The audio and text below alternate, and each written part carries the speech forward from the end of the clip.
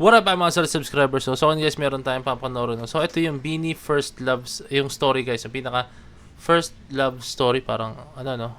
Ang angas na. Parang Taylor Swift love story. Let's go. Hindi guys, so first love story, no? So, isipin, pwedeng karera story or basta yung title, no? Okay, tara. Panoorin natin to, no? This is video from Beanie. Beanie mismo nag-upload na ito. Tara.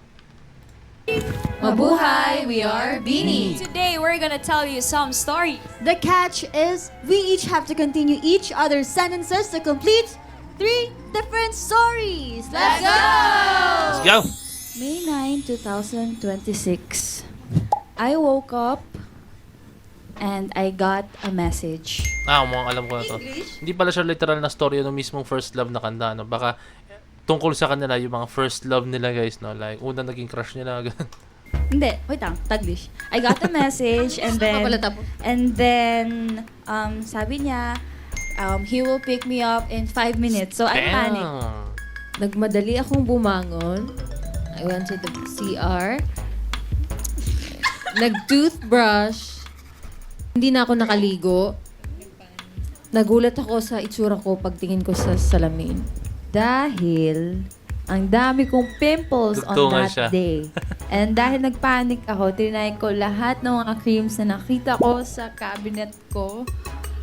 Pero pangit pa rin ako nung araw na yon. Kaya, naglagay ako ng pimple patch. Na star. Para cute. Tapos, nagbihis ako ng sobrang cute para hindi mapansin yung mukha ko. Tapos, pagkatapos nun, nagsuot na ako ng sapatos at nagmadaling sumakay dahil napansin ko na late na ako. Tapos, nung nakasakay na ako sa kotse niya, syempre binati ko siya, "Hello, I'm sorry I'm late." Oh, wow! Where are you taking me? Are we going out on a date? Or are we gonna Wars. just stay here? What's your plan? Kaso, unfortunately, wala siyang plan. Oh, what the frick? Hinayaan niya akong mag-plan. Itutuloy ko pa ba yung date namin? Or hahayaan ko yung sarili ko na mag-plan ng date? Anong gagawin ko? At dahil dyan, nagpasuyo ako, tumalikod ako sa kanya, tapos kinukulbit niya ako ng kinukulbit at sabi niya, sorry na, sige na, next time hindi na ito mauulit. At di nila napansin, may dumaang truck sa harap nila. Ang tragic! It was tragic. It's fine. Yes. I missed one. Skin your sweet smile. Uy, birthday ni Sheena yun, May 9.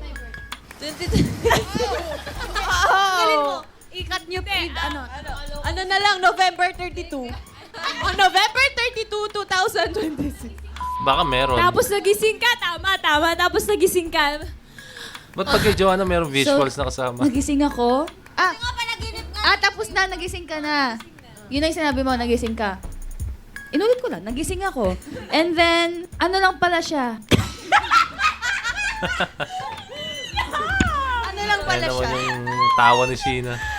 Tawa muna bago kwento. Maaga pala ako nagising, meron pa akong 4 hours para mag-prep. Awasan na, katatapos lang ng...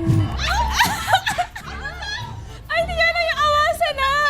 Awasan! Ano? Class dismissed na! Awasan. Sorry, amin lang pala yung word na yun. Akala ko nagjigibbers. Umihi ko yung tawa ni Sheena. Wala bang awasan sa inyo? Awas! Awas na! Awasan na! Wala na, chaotic na naman. Overflow. Sa Bisaya. Sa amin, nag-overflow yung awas. Game. Kring! Ayun na, nag-ring na yung bell. Tapos na yung first subject namin. Isa lang subject yung meron kami sa day na to. Nagda-drive na ako. Naghahanap ako ng cafe sa Taft. Pagkakita ko sa Taft, ayoko pala sa Taft. Wala akong nakita kasi sobrang daming tao, sobrang daming estudyante. Ito yung Mahaba na time ko istorya. para mag-unwind and i-date ko yung sarili ko. So, pumunta ako ng Cubao Expo. Pumunta ako ng Cubao Expo kasi gusto ko pala matry yung takoyaki nila doon kasi na-miss ko yun eh and yun din yung time na na-donate ko yung sarili ko before. So this time gusto ko ulit matry yun. Oh, wow. So, nung natikman... Nung natikman ko yung takoyaki, parang nag-crave pa ako ng more. Like, gusto ko pa ng magkape. Kasi syempre, di ba, wala naman na akong gagawin after. Okay, galing akong Cubao Expo, naisipan kong pumunta ng Tagaytay. Kasi gusto kong kumain ng Cubao, hulalo biglang sa Tagaytay. taas ng lake. So, ayun, parang sabi ko... sarili mo! Ay, hindi. Yung lake, yung view. Tapos, ayan, kumakain ako ng bulalo. Tapos, ayan, after kong magtagaytay, pumunta akong Antipolo. Kasi maghahanap ako ng cafe para mag-coffee. Pwede rin naman sa Tagaytay. Nagulan si... Gusto ko na lang umuwi. Ang daming pinuntahan. Okay, so self-care. Guys, sa traffic ngayon, ewan ko lang mapunta pa lahat yun ng gusto ko na palang mga lugar na umuwi. yun sa isang araw. So, nung pagka-uwi Sa ko, traffic ngayon. biglang nagutom ako. Gusto ko ng pad thai. So, nag-book ako ng flight papuntang Thailand. Yun, nag-Thailand. So, nasa Thailand na ako. Pumunta ako sa market and kumain ako ng pad thai.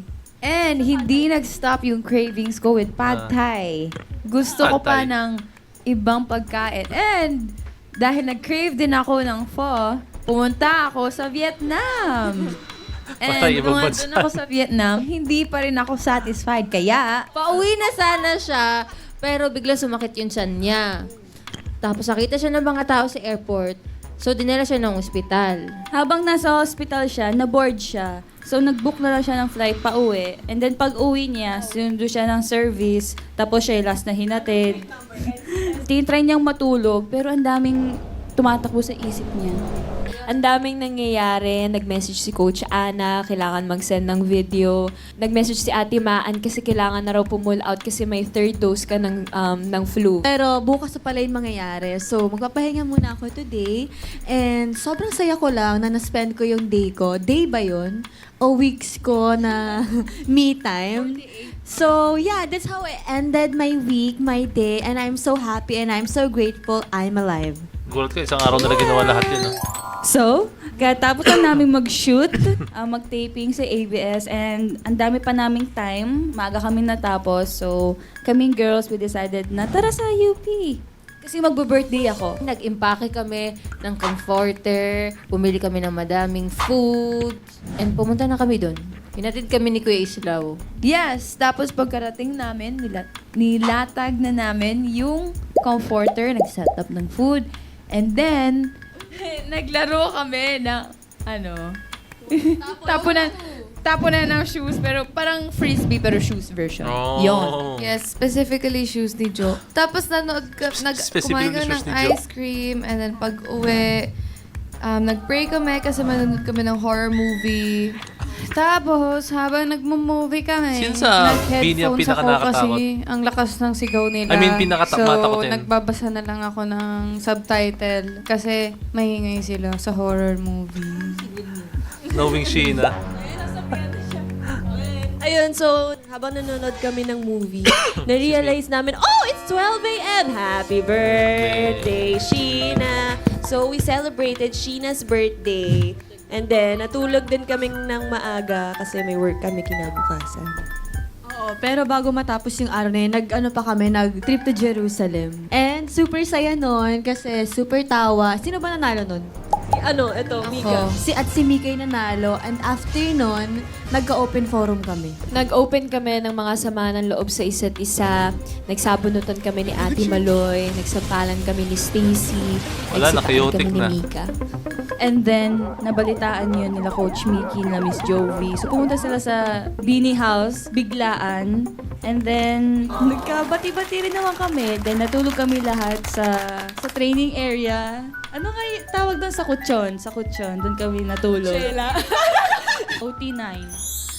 That's it! Sana po na-enjoy niyo yung mga kwento namin, girls. Don't forget to stream First Love on all platforms. Okay, yun na siya guys, no? So, yun siya. Guys, comment down below, no? Kung ano pinaka-summary ng story. Kasi ako guys, medyo naguluhan ako. Ang chaotic lang guys, nung dating po talaga. Pero yun nga, yun naman kasi talagang pinapahatid ng BNA. Yung fun, yung excitement, yung mga ganyang klaseng bagay guys. No? Kung meron pa kayong gusto panoorin ko na BNA videos, or kung naman, comment kayo down below guys, no? Ayun lang, ang sarap lang makita na meron ako nakita guys na si Aya is, ayun na, bumalik na nga daw po si Aya, no? So, I'm pretty sure guys, nagpahinga lang po si Aya, no? Kahit sino naman guys, mapapagod, no? And atakihin ng anxiety po talaga, pag tuloy-tuloy po talaga. So, lahat ng tao guys, hindi yan robot guys, no? Lahat tayo is napapagod din, no? Dumadaan tayo sa mga ganong klaseng phase ng ating buhay, no? So, understood yan, 101%, no? Pero, I'm pretty sure guys, gustong-gusto ni Aya bumalik po talaga, ay, gustong-gusto ni Aya, pero kailangan niya lang talaga magpahinga muna, no? So, iba-iba tayo ng estado ng buhay, iba-iba tayo ng pinagdadaanan, no? So, yun, kailangan na intindihin yung bawat isa, no? So, yun lang guys, I hope na-enjoy itong video na to, no? As much as I did, kindly leave a like, subscribe, and kindly ring na notification bell para alam nyo po pag nag-release ng bagong video. So, this is Point of Signing out. Peace, let's check.